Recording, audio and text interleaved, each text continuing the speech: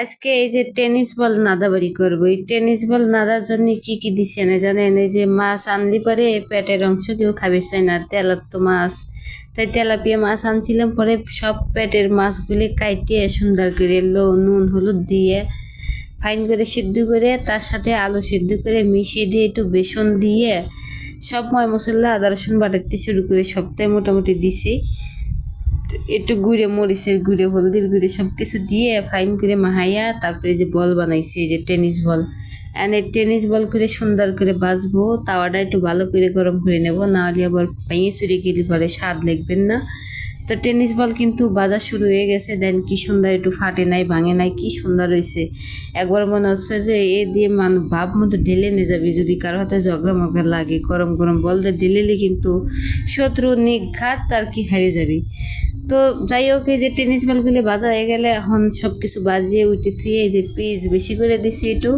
এই টেনিস বলগুলি করলাম এই পিজের ভিতরে দিয়ে কষাবো, সব কিছু দিয়ে মশলাপাতি দেবো একবারে। গরু গোস্ত মুরগি গোস্ত যাই কর না কে, যেরম করে বোনা নেন সব কিছু, মাছ বোনা করেন তো এরম করে সব মশলাপাতি আর কি একটু পিস বেশি করে দিয়ে বোনা নিয়ে এই যে একটু কষা নিতেছি। তো জল দেওয়ার পরে দিলে ওই তো আমি এবার একটু ভালো লাগতেছে। তো দেখলাম ভাঙে না সরে না কিছু না। তো এই টেনিস বল কিন্তু এই বাজার পরে খাইয়া দেখছি বেশ ভালোই লাগে। বকে কেউ চালি করলাম এই যে কাবাবের মতো খাবির পারবি। তারপরে যে ফাইন করে কষাইয়া এই যে জল দিয়ে দিলাম। জল দিয়ে তো এদিকে কামে চলে গেছিলাম। দুইবার বেলা নাইট বের গেলে ভিডিও বানাবার গেলে এত অস্বস্তি লাগে কি আর কব। এদিকে কামও হারা হয় না, ওদিকে নাদার ভিডিও বানানি হয় না, মানে নাদার দেরি হয়ে যায় আর কি। সব মিলে একটু ঘোরপাক খাওয়া যায়। তো তারপর অবশেষে যে জল দিয়ে দিলাম। এখন এই রসের ভিতরে যে মিষ্টির গুল্লার মতো ডুবি দিলাম। এখন এটা জাল দিয়ে শুহিবের লাগবো যতক্ষণ মন চায়। কেউ চালে একটু জল জল রাখি খাবির পারেন, আবার কেউ চালি পারে এরম একবারে শুকনিও করে ফেলাইবেন। আমি একটু শূন্য করে ফেলাইছিলাম। যাই হোক, আর ভিডিও নিবির পাইনি বেশি এটা। এই যে অবশেষে দেন যে এরকম ফাইনাল লুক। তো এই টেনিস বল ঘুরে এত বেইমান কি আর কব। তার হারবিটি যতখানি ঝোল দিয়েছিলাম সব খায়া ফেলাইছি। খায়া এই যে গাল ফুলিয়ে যে বসে রয়েছে। তো মোটামুটি ভালোই স্বাদ লাগছিল। সব তো বাসার ভিতরে অবাক হয়ে গেছে যে এই টেনিস বল কী করে বানাইলো। পরে করলে মাছের পেটির অংশ খাবি না, না এই যে খালি আমার দিয়ে খাওয়াবি, আম্মু আছি তোমাকে দিয়ে খাওয়াবো। তো আজকের আয়োজনে ছিল এই যে টেনিস বল, আর ছিল যে পুঁই শাক দিয়েছে মাছ নানছিলাম। আর এলো মিষ্টি আলু পাতা, এলো আগের বাসার ভিডিও। তো ওই জায়গায় আবার এটা যে ক্যাপসিকাম গাছ নিয়েছিল, ওই গাছেতে এটা পড়ে গেল দুই দিয়ে না করে পাখি খেলো না কি টের পাইনি, পড়ে গেল। তো এটাই আর ফালা বেঁধে দেবো না, করতেছি এটি দিয়ে কি লুডুস নাই দেখাবো। তো এই জন্য যাতে যে পাইরে নিলাম, পাইরে যে কুচি কাইটে নিলাম। এখন একটা টমাটো মিশিয়ে দিয়ে একটা নুডলস নাববো, জানি সন্ধ্যাবেলা আর কি হয়ে যায়।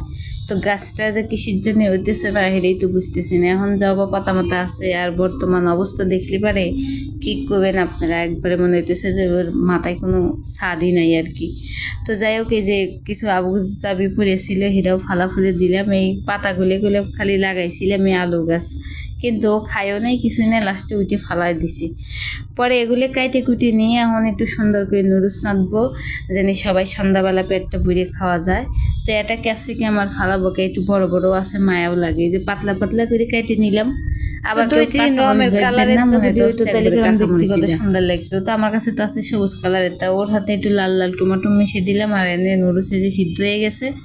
এখন এই পর্যায়ে যে আহার পাত্রে নামাবো, নামায় পানি জড়া দিয়ে দিছি ঠান্ডা পানিতে ধুয়ে। তো এই যে নুডলস তো আপনারা সবাই নাদা আল্লাহর রহমতে জানেন, আপনাকে আর কি দেখাবো। তো বক বক করা করতেছি। তো এদিকে আবার ফোনে কথা করতে করতে এমন আমার কপাল দুঃখই আর বাঁচি নেই। ফোনে কথা কবে বসে মনে করেন যে এই যে এই ক্যাপসিকামগুলি আগেতে যে দেবো একটু হ্যাঁ আল্লাহর রাস্তায় ভুলে গেছি সব, আর কি করার পরেতে দিয়ে আবার বেশি করে নুডলস। আশা করি সবাই সম্পূর্ণ ভিডিও খান দেখবেন। আজকে রাখি দেবো এই পর্যন্ত, আর বেশি কিছু বক বক করবো না, মেলা অস্বস্তিকর কথা কইছি। তো সবাই ভিডিও খান সম্পূর্ণ দেখবেন। আর রান্নাটা কেবা হয়েছে সবাই কিন্তু জানাবেন। আজকে ভিডিওর এই পর্যন্ত, আবার নতুন কোনো সময় আবার বক বক করে চলে আসবো। সবাই ভালো থাকবেন, সুস্থ থাকবেন। আল্লাহ হাফেজ, আসসালামু আলাইকুম।